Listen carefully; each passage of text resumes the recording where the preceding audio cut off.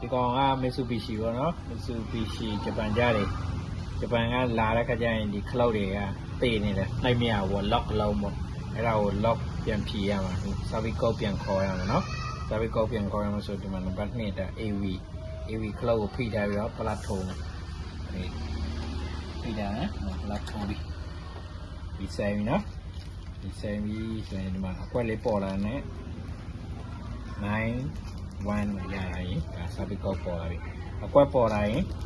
9 1 ရရင် service code ပေါ်လာ service code ပေါ်လာရင်ဒါကျွန်တော်ဒီမှာ software နဲ့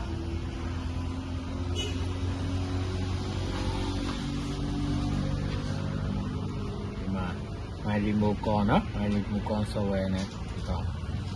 ဒီမှာကျွန်တော်ကဒီမှာ Mitsubishi မဟုတ်ဘူးနော်ဒီကောင်ဒီမှာ enter နှိုက်လိုက်ဒီမှာ enter နှိုက်လိုက် enter နှိုက်လိုက်ဒီမှာ power 1ဆိုရင်ဒါ power low တော့ပေါ့နော်ချိန်မယ်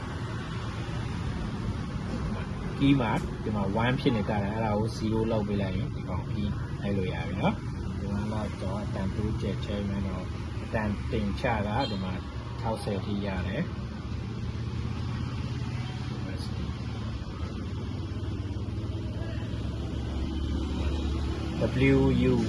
WUV ကဒါအတန်ထွက်တာပေါ့နော်အတန်ထွက်တဲ့စနစ်ကဒီမှာ50 60ဒီထားလို့ရတယ်60ဒီစားခြင်းအတန်စဖွင့်တယ်60ဖြစ်နေပြီနော် UUV 60ကောင်းတယ်ဒီအဝိုင်းလေးခုနဲ့ပဲရွှေ့ပါမယ်တင်မယ်ချတယ်နော်တင်မယ်ချတယ်โอเค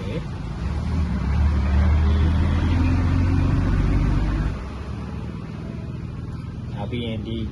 service တစ်ခုလုံးကို save မှမှာပေါ့နော်မှတ်တမ်းပြုမယ် save ဆိုရင်ဒီမှာ new cloud ကိုနှိုက်ရ new cloud နှိုက်လိုက်ရင်ညီပါပြီညီရစပြီပါ